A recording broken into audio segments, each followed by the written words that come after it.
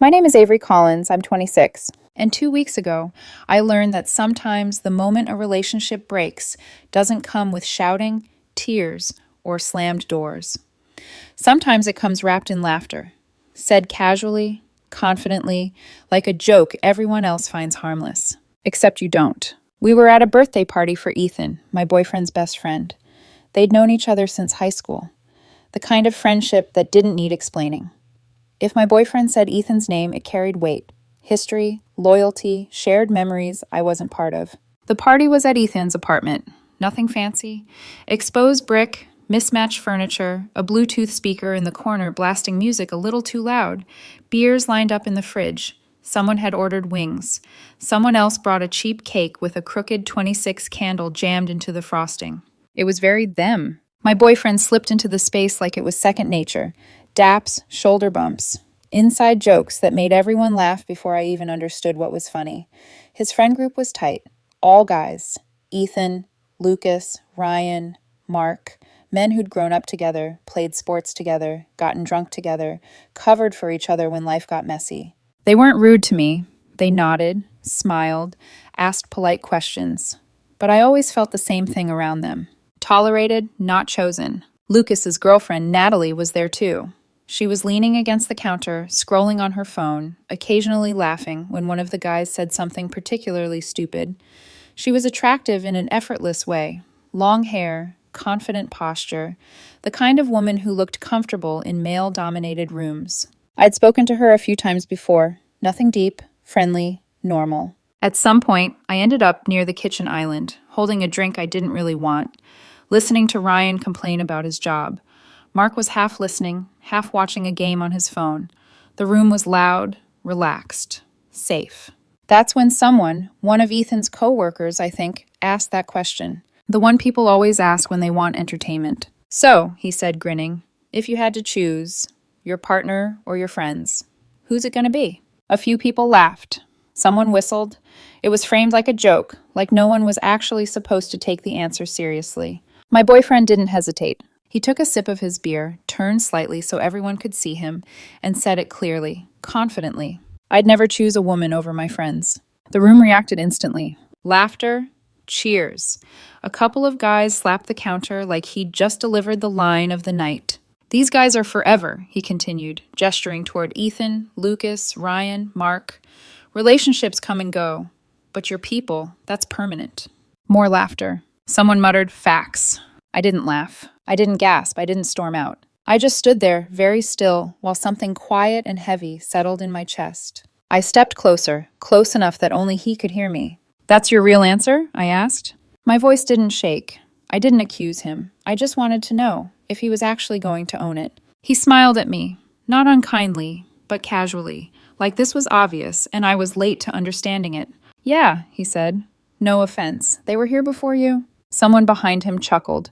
Someone else said something about loyalty. I nodded once. Understood, I said. One word, calm, clean. I turned away before he could say anything else because there was nothing left to say. You can't argue with someone who's proud of where they place you. Out of the corner of my eye, I caught a look between Ethan and Ryan. Not sympathy exactly, but awareness. The kind that comes when a man realizes another man just crossed a line, even if he won't say it out loud. Lucas didn't look at me at all. Natalie was suddenly very focused on her phone. The rest of the night blurred together after that. Music, laughter, beers opened and emptied. My boyfriend acted like nothing had happened, like he hadn't just announced, publicly, that I was optional. When we got home, he didn't bring it up. He kicked off his shoes, tossed his keys on the counter, leaned in to kiss my cheek like it was any other night. I let him, not because I forgave him, but because I was already stepping back, mentally. I went to bed early, lay facing the wall, listened to him move around the apartment, his phone buzzing, cabinets opening and closing. He didn't ask if I was okay. He didn't apologize. He didn't check, because he didn't think he needed to. 2 days later, Tuesday, work shut down early because of equipment issues. Nothing dramatic, just one of those small disruptions that end up changing everything. I decided to surprise him with lunch, picked up his favorite takeout, checked the bag twice to make sure the order was right. I remember unlocking the door. I remember stepping inside. And I remember hearing a sound that didn't belong to an empty apartment. A laugh. a woman's laugh, and then the unmistakable creak of our bed. My body knew before my mind caught up. I set the food down slowly and walked toward the bedroom. I didn't push the door open right away. That's the detail people always question when I tell this part. They expect drama, me bursting in, yelling, demanding explanations. But shock doesn't always look loud. Sometimes it looks like stillness. I stood in the hallway listening. There was no panic yet, no scrambling, just the low murmur of voices, a woman's laugh again, closer now, unmistakable, and my boyfriend's voice, relaxed in a way that didn't belong to someone doing something accidental. That was when the truth landed. Not fell, not exploded. Landed. Heavy, certain. I pushed the door open. They didn't notice me at first. That's how absorbed they were in each other. The bed sheets, our sheets, were tangled. Clothes were scattered in a careless trail across the floor, like no one had expected consequences to exist beyond that room. Natalie was the first to see me. Her eyes widened, not in guilt exactly, but in surprise, like she'd forgotten I was a real person who occupied the same space. My boyfriend turned. There was a half second where his face emptied out. No words, no anger, just the look of a man who hadn't planned for the moment when fantasy collided with reality. Avery, he said, like my name was a misunderstanding. I didn't scream. I didn't cry. I didn't ask why, because there are some questions that insult your own intelligence. It looks exactly like what it is, I said, my voice steady in a way that surprised even me. Natalie reached for the sheet, pulling it up instinctively. She didn't say anything. She didn't have to. Her silence told me she'd rehearsed this moment in her head before, just not the part where I stayed calm. My boyfriend swung his legs off the bed, grabbing for his jeans. This isn't, he started. Don't, I said. One word, firm. He stopped. I looked at Natalie then, really looked at her. She couldn't meet my eyes. She kept her gaze trained on the floor, jaw tight. That told me more than any apology could have. How long, I asked. My boyfriend exhaled through his nose. A defensive move, not remorse, not yet. 3 months, he said. 3 months. Half the time we'd been living together. That's not a mistake, I said. That's a routine. Natalie finally spoke. It didn't mean anything. I turned to her. Then you picked a strange place to do it. She flinched at that. I looked back at my boyfriend. Get dressed, then get out. He stiffened. This is my place too. No, I said, it's not. He opened his mouth to argue. I didn't raise my voice. I didn't need to. My name is on the lease, I said. You cover utilities. That makes you a guest. He stared at me like he was recalculating his odds. Natalie slid off the bed, grabbing her clothes. She avoided both of us as she dressed, like she was trying to disappear through the floorboards. She left without a word, not even meeting my eyes on the way out. The door closed behind her. The apartment felt different instantly, quieter, heavier. My boyfriend stood there, shirt half buttoned, jaw tight. You're overreacting, he said. That was the moment something in me hardened. Pack what you need, I replied. You can stay with your friends. His mouth twisted. You can't just throw me out. I can, I said, and I am. He stared at me for a long second, like he was deciding whether to push harder. Then he grabbed his jacket, his phone, his wallet. You're being cruel, he said, not looking at me as he walked out. The door shut. I didn't collapse. I didn't sink to the floor. I stood there, alone in the bedroom, and took in every detail. The dent in the pillow where Natalie's head had been. The faint smell of her perfume mixed with mine. That night, he went straight to Ethan's. And that's where the story he told began to split from the truth. By the next morning, his version was already circulating. According to him, we'd had a fight, a misunderstanding. I'd lost it and kicked him out without explanation. I didn't defend myself. I didn't post. I didn't call anyone. Because lies need noise to survive. And I wasn't going to give them oxygen. What I didn't know then was that guilt has a way of leaking out of people who aren't built to carry it. Lucas found out that night. Not from me. From Natalie. She told him everything. All of it. 3 months. The apartment. The bed. The lies. Lucas called me around 10. His name lit up my phone, and for a moment I hesitated. He wasn't my friend. He'd never been. But I answered. Is it true? He asked. No yelling. No shaking voice. Just controlled fury. Pressed flat. Yes, I said. I walked in on them. There was silence on the other end. Then a breath. Slow and measured. She's not with me anymore, he said. I wanted you to hear it from me. Thank you, I replied. That was it. We hung up. I found out later what happened next. Lucas drove straight to Ethan's place. Ryan and Mark were already there. My boyfriend was on the couch, beer in hand, acting like the night before was just a rough patch he'd ride out. Lucas didn't raise his voice. He didn't throw punches. He said one sentence. You slept with my girlfriend. My boyfriend denied it at first. Reflex. Habit. Then Lucas showed him the messages. The photos. The timestamps. The room went quiet. Ryan didn't say anything. Mark shook his head once. Slow. Ethan told my boyfriend to leave. No debate. No yelling. Just done. That was the first real consequence. Natalie tried damage control. She texted me the next day. I never meant to hurt you. I didn't reply. Because never meant to doesn't erase what you chose to do. Thursday morning, my boyfriend showed up at the apartment. He still had his key. I was getting ready for work when I heard it. Metal scraping metal. I walked into the living room just in time to see him standing there, like he belonged. My friends are overreacting, he said immediately. They're blowing this out of proportion. I held out my hand. The key.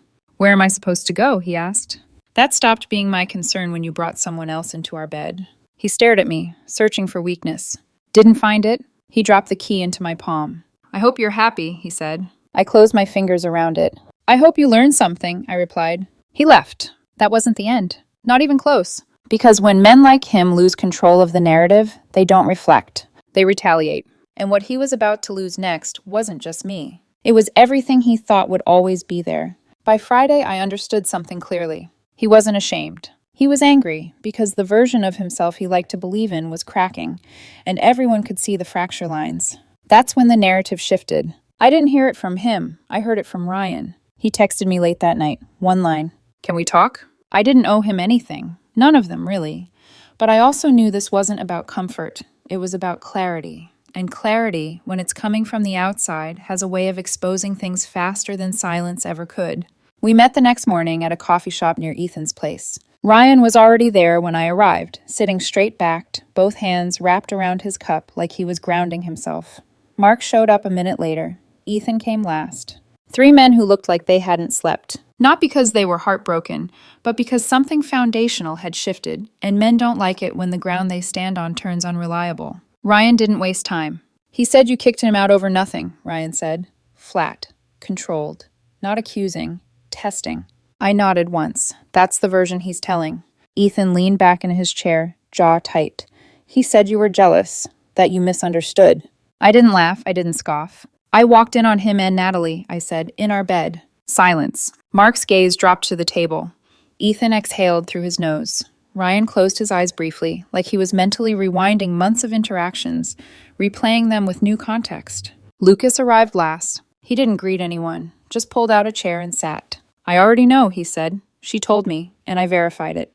That was when Ethan swore under his breath. Lucas didn't raise his voice. He didn't posture. His anger was the kind that stayed contained because letting it explode wouldn't bring anything back. She used my place too, he continued, when I was at work. Gave her my spare key months ago. Said she needed it in case of emergencies. Ryan looked up sharply. You're kidding. Lucas shook his head.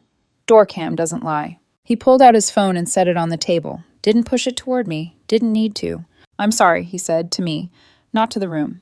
And that was the moment something clicked. This wasn't just about betrayal. It was about access. Natalie hadn't just crossed lines. She'd exploited proximity, trust, routine. And my boyfriend hadn't just cheated. He'd used the infrastructure of his friendships as cover. The room felt heavier after that. Ethan leaned forward, forearms on the table. There's more. Ryan nodded. We didn't want to believe it at first. Mark cleared his throat. But once Lucas started comparing timelines, things didn't add up. They started talking over each other then. Not loudly, but urgently. Pieces falling into place. Times when my boyfriend insisted on picking Natalie up because Lucas was busy. Moments at parties where he stood too close. The way Natalie always knew when he'd be somewhere before anyone else mentioned it. I listened. Not because it hurt more, but because it finally made sense. Lucas stared down at his coffee. The part that gets me, he said slowly, is how comfortable he was. Like none of this mattered. No one defended him. No one tried to soften it. Men don't usually have group conversations like this. About feelings, about betrayal. But they do understand code, and my boyfriend had broken it in multiple directions. Ethan finally said what everyone was thinking. He didn't just screw up, he said. He burned bridges he thought were fireproof. I didn't ask them what they were going to do. I didn't need to. Because loyalty, when it's real, doesn't require a vote. He found out that afternoon. I wasn't there when it happened, but Ryan told me later. They met at Ethan's place. My boyfriend walked in like he still belonged, like this was just another rough patch he'd smooth over with jokes and time. Ethan didn't offer him a beer. Lucas didn't look at him. Ryan told him, directly, that Natalie was done, that Lucas had seen everything, that excuses weren't welcome. My boyfriend didn't deny it this time. He deflected. She came on to me. She was already unhappy. It wasn't serious. Lucas stood up then. Don't, he said. One word, final. Mark told him to leave. No shouting, no threats. Just 4 men standing in a room, united by the understanding that whatever my boyfriend had been, he wasn't that anymore. He didn't go quietly. He accused them of betrayal, said they were choosing a woman over him. Ryan corrected him. We're choosing not to be like you. That was when the door closed behind him for good. He came to my workplace the following Monday. I was in the middle of a meeting when my phone buzzed. Reception. He's here. I stepped outside. He stood in the lobby, jaw tight, hands clenched at his sides. Not pleading, not crying, just angry that the world wasn't bending back into place. You turned them against me, he said. I met his gaze, calm, unmoved. No, I replied. You showed them who you were. He scoffed. It was one mistake. I tilted my head. Natalie, my apartment, Lucas's place. 3 months, that's not one.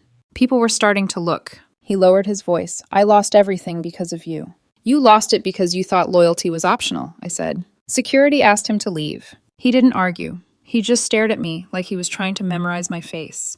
Like this was the last moment he could still pretend I was the villain in his story. That night, my manager suggested I file a report. I did, not out of fear, out of documentation, because patterns matter. And his pattern wasn't done revealing itself yet. By the time the report was filed, I wasn't angry anymore. Anger burns hot and fast. What replaced it was something colder, an awareness that this hadn't been a single collapse.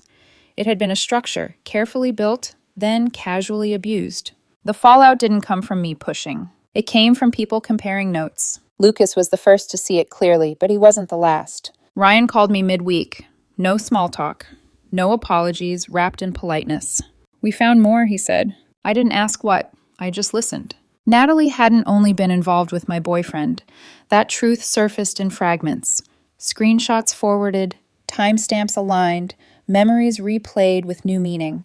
Not physical affairs with multiple men, but intent, testing boundaries, messages sent late at night, flirtation that stayed just this side of deniable until it didn't. She'd been circling the group the way some people do, quietly, strategically. And my boyfriend hadn't shut it down. He'd encouraged it, used it. The men started noticing patterns they'd ignored before. Times when he insisted on driving Natalie home even when Lucas was available. Moments when he volunteered to mediate relationship issues that weren't his business. Jokes that landed wrong, but were brushed off because that's just how he is. Ryan said it plainly. He liked being the center of gravity. That tracked. Men like him don't need chaos. They need access. Ethan called me that evening. We owe you an apology, he said. For what? For laughing, he replied. At the party, when he said he'd never choose you. We thought it was just him running his mouth. We didn't see what it meant. I let that sit. You don't owe me anything, I said. You're dealing with your own loss. Ethan exhaled. Still, we misjudged you. The thing about trust is, it doesn't shatter loudly. It erodes. And once erosion is visible, everything starts to collapse at once. My boyfriend tried to regain footing. He reached out to Mark first, then Ryan, then Ethan.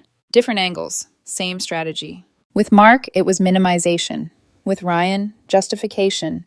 With Ethan, nostalgia. None of it worked. Men can forgive a lot, but they don't forgive being made fools of, especially publicly, and especially by someone they considered one of their own.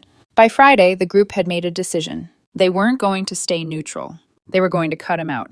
No announcement, no confrontation. Just absence. No more invites, no replies, no callbacks. The kind of silence that doesn't argue, it concludes. He felt it immediately. That's when the messages started. Not to them. To me. The first text was short. Can we talk? I didn't respond. The second was longer. This got out of control. I never meant for things to go this far. Still nothing. The third came late at night. I'm spiraling. That one made me pause. Not because I felt responsible, but because it confirmed something important. He wasn't reaching out because he understood what he'd done. He was reaching out because he was alone. The next morning, Natalie tried again. This time not with excuses, but with confession. She showed up at my apartment. I didn't invite her in. She stood in the hallway, arms crossed tight against her body like she was bracing for impact. I know you don't owe me anything, she said. That's correct, I replied. She swallowed. I need you to know. I wasn't the only one. That stopped me. She didn't mean other women with him. She meant other lies. He told me you were already halfway out, she continued, that you didn't care anymore, that you were just roommates. I felt something then, not pain, but clarity sharpening. He lies differently to different people, I said. She nodded. I see that now. I didn't ask her to explain further. I didn't ask her to apologize again. Some truths don't require elaboration. Please don't come here again, I said. She nodded and left. That afternoon, I found out he'd lost his job. Not because of me, because of him. His company did a routine audit, found inappropriate communications sent during work hours, explicit messages, images, exchanges that violated every policy he'd signed. They didn't call me. They didn't need to. Actions leave trails. He called me that night. I didn't pick up. He left a voicemail. No crying, no begging. Just anger wrapped in blame. You didn't have to let it get this bad, he said. You could have handled it privately. That's when I understood the final piece. To him, consequences were an inconvenience. Privacy was a shield, and accountability was something that happened to other people. By the end of the week, he was out of the apartment, out of the group, out of his job, and still somehow convinced this was happening to him, not because of him. The next thing he tried was desperation, and that's where he crossed the last line. Desperation doesn't arrive screaming. It arrives calculated. He waited 3 days after losing his job before reaching out again. Not immediately, because immediate would have looked needy. He understood optics. He always had. The message came on a Sunday night. We need to talk. It's important. I didn't respond. 10 minutes later, this isn't about us. It's about something you need to know. That line was familiar. People use it when they're trying to reframe control as concern. I let it sit. He showed up the next morning anyway. Not at the apartment. I'd already changed the locks. He knew better than to try that again. He waited outside my building, standing near the entrance, hands in his jacket pockets, jaw set like he'd practiced the look in the mirror. Not broken, not apologetic, just resolute. I almost kept walking. But curiosity isn't weakness, and I wanted to hear what he thought could still move me. What do you want? I asked. He didn't answer right away. He looked around first, checking who might be watching. Then he lowered his voice. I didn't want to do this in public, he said. You don't get to set terms anymore, I replied. That irritated him. I could see it, a flicker of frustration across his face. I'm trying to be responsible, he said. For once. I waited. He took a breath, slow, controlled. Natalie's pregnant. There it was. The last card. He watched my face carefully, searching for impact, shock, panic, guilt, something he could grab onto. I felt none of it. Instead, my mind did something very calm. It calculated. We haven't slept together in over 2 months, I said. You said you were stressed, remember? He shifted his weight. Stress messes with timelines. No, I replied. Lies do. His jaw tightened. It could still be mine. I met his eyes. Congratulations, I said. I hope Lucas enjoys that conversation. He stiffened. You don't have to be like this. I do, I said, because this is what manipulation looks like when it's cornered. That was when the mask slipped. You're heartless, he snapped. I lost everything because of you. I didn't raise my voice. You lost it because you kept choosing yourself, I said. This is just the part where you're finally alone with that choice. He stared at me for a long moment, then laughed, a sharp, humorless sound. You think you're better than me now? No, I said. I think I'm done. He stepped back, anger hardening into something resentful and cold. You'll regret this, he said. I shook my head once. No, I won't. He left without another word. That afternoon, Lucas called. His voice was steady, controlled, the kind of calm that comes after you've already broken something important and survived it. She's not pregnant, he said. I closed my eyes, not in relief, but in confirmation. She admitted it, he continued. She panicked, thought it might keep him around, or punish you, or both. And him? I asked. Lucas exhaled. He didn't even question it. Of course he didn't. Because men like him don't care whether a story is true, only whether it's useful. That night I blocked his number. All of them. Every account. Every backup profile he tried to create later. I blocked those too. Silence isn't cruel. It's clean. And once I gave myself permission to stay silent, everything else finally fell into place. The silence changed things. Not immediately, not dramatically. But in the way a room feels different once a broken window has finally been replaced. Quieter, steadier, no more cold air seeping in from places you didn't realize were exposed. I didn't hear from him again after that. No late-night texts, no surprise appearances, no new accounts trying to slip past my blocks. And that was how I knew something else had happened. because men like him don't disappear unless there's nowhere left to stand. I found out what that was from Ethan. He called me on a Wednesday evening, his voice lower than usual, thoughtful. "We're meeting up this weekend," he said. "The guys, just us." I didn't respond right away. He continued, like he already knew what I was thinking. "We wanted to ask if you'd come too." That surprised me. "Why?" I asked. There was a pause, not awkward, intentional. "Because we owe you more than an apology," Ethan said. "And because he's out, completely." That part I already knew, but the way he said it, final, settled, told me something had shifted inside the group.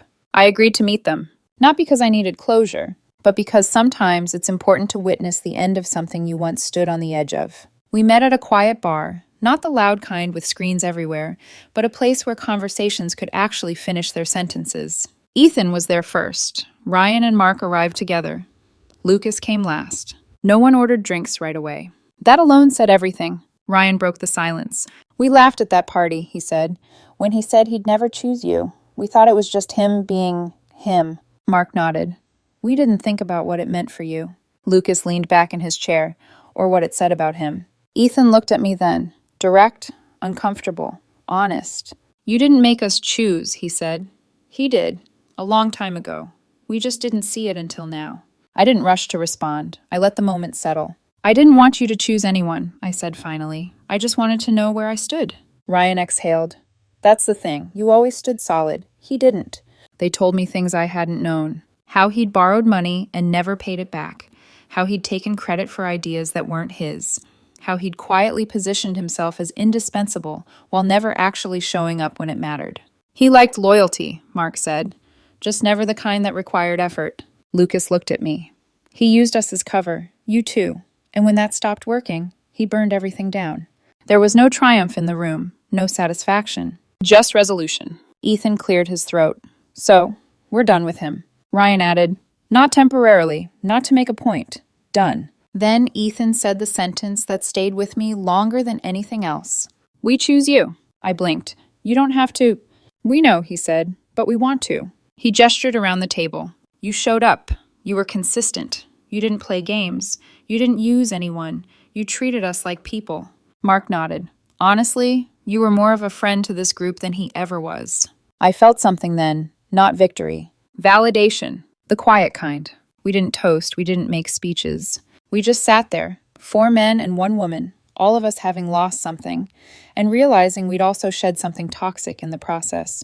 He found out a week later. Not from me. From absence. From invitations that never came. Messages that went unanswered. Group chats that went silent. He tried one last time, through a mutual acquaintance. The message was short. "He says you turned everyone against him." I didn't reply. Because the truth didn't need defending anymore. He'd made his declaration at that party like it was a badge of honor. That he'd never choose me. What he never understood was that every choice has an echo. And eventually, it answers back. Life didn't suddenly become poetic after that. There was no montage where everything fell perfectly into place. No dramatic glow-up. No triumphant soundtrack. What came instead was quiet. The kind of quiet you only notice after living too long in constant tension. I stopped checking my phone compulsively. Stopped bracing for footsteps in the hallway. Stopped rehearsing arguments in my head that I'd never get to have anyway. That's how I knew I was healing, not because I felt better, but because I felt present. Work became easier to focus on. Nights stretched longer without anxiety curling in my chest.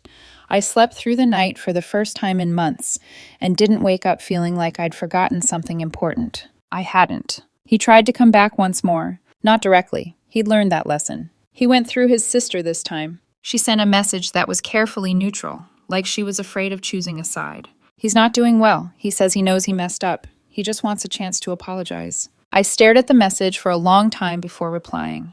Then I typed one sentence. He already said everything that mattered when he told a room full of people I wasn't worth choosing. She didn't respond after that. Neither did he. Word traveled faster than I expected. Not gossip, information. His former co-workers talked. His friends had already closed ranks without him. Natalie disappeared from the social circles she once moved through so confidently. People didn't block her. They just stopped inviting her. That kind of exclusion doesn't scream. It hums. Ethan invited me to a barbecue a few weeks later. Nothing symbolic, nothing loaded, just food, conversation, normal life. I almost said no out of habit. Then I went. It was strange at first, being there without him, standing in the same space where I'd once felt peripheral, now feeling included. Not as his girlfriend, as myself. Ryan asked my opinion on something. Mark remembered how I liked my drink. Lucas thanked me, quietly, for not weaponizing what had happened. I could have blown things up, he said. You didn't. I shrugged. I didn't need to. They didn't treat me like a replacement. They treated me like someone who belonged, and that mattered more than I expected. I started dating again eventually, slowly. No declarations, no rushing, just coffee, conversations, learning how to listen without scanning for red flags every 5 seconds. My standard changed, not in a dramatic way, but in a precise one. I wasn't looking for someone who'd choose me over everyone else. I was looking for someone who understood that choosing someone doesn't require diminishing anyone else. Someone who didn't confuse loyalty with ego. Someone who didn't need an audience to feel significant. Every once in a while, his name still came up. Someone would mention he was bartending now. Someone else said he was couch surfing, still telling versions of the story where he was misunderstood, wronged, betrayed. I didn't correct them. I didn't need to. People eventually noticed patterns on their own. The last thing I heard about him came from Ryan, casually, like it barely mattered anymore. He said something interesting the other day, Ryan told me, about how friends should always come before relationships. I smiled faintly. He always believed that, I said. Ryan shook his head. No, he believed he should come before everyone. That was the difference. And once you see it, you can't unsee it. The declaration he'd made at that party, the one that started all of this, wasn't wrong. He really would never choose me. But what he didn't understand was that by choosing himself every single time, he guaranteed that one day, no one else would. And when that day came, there would be no one left to blame. There wasn't a final showdown. No last phone call where everything was laid bare. No dramatic apology that arrived too late. What happened instead was something quieter and far more permanent. Life moved on. Not in a way that tried to erase him, but in a way that made him irrelevant. The group settled into a new rhythm. Same people, same routines, just without the tension that had once followed his name into every room. Trivia nights replaced loud parties. Conversations deepened. Trust, real trust, started growing where ego used to sit. I became part of that rhythm naturally. Not because they needed me to fill a gap, but because I'd never been the problem to begin with. Ethan said something one night while we were cleaning up after dinner. It was offhand, almost careless, which made it land harder. You know, he said, he used to talk a lot about loyalty. I raised an eyebrow. Yeah? Ethan nodded. Turns out he just liked being the one everyone stayed loyal to. That summed it up better than anything else ever could. I heard one final update about him months later. He'd tried to start over somewhere new. New job, new people, same stories, reworked just enough to make him sound unlucky instead of unfaithful. People listened at first. They always do. But patterns don't stay hidden forever. Eventually, the charm cracked. Eventually, the blame shifted again. Eventually, people stepped back. And I wasn't there to witness any of it. That mattered. Because the opposite of revenge isn't forgiveness. It's indifference. One evening, as we were all sitting around a table, laughing, relaxed, unguarded, Lucas looked at me and said something that brought everything full circle. You know what's funny, he said. If he hadn't said that thing at the party, we might have kept ignoring everything else. I nodded slowly. That declaration, I said, wasn't confidence. It was a warning. Everyone went quiet for a second. Then Ryan lifted his glass. Not for a toast, just acknowledgement. To people who show you who they are, he said, and to believing them the first time. I didn't smile. I didn't need to, because the best revenge wasn't that his friends chose me over him. It was that they chose honesty over ego, and so did I. If there's one thing this experience taught me, it's this. People don't usually betray you all at once. They reveal themselves in small, careless moments. Jokes they think don't matter. Declarations they assume you'll tolerate. Choices they make when they believe you won't walk away. That night at the party, he told everyone exactly who he was. I just happened to be the only one who listened. Friendship and love were never the problem. Ego was. Real friends don't ask you to shrink so they can feel bigger. Real partners don't rank you like an option on a list. And real loyalty doesn't need to announce itself. It shows up quietly, consistently, when it counts. I didn't win because his friends chose me over him. I won because I chose myself when he never would. If you're in a situation where someone keeps asking you to accept less, stay quiet, or not take things so seriously, trust that feeling in your chest. That's not insecurity, that's awareness. Thank you for listening to my story. If you've been through something similar, you're not alone, and you're not wrong for walking away. Feel free to share your thoughts, comment your experiences, and support the channel by liking and subscribing. Your story matters too.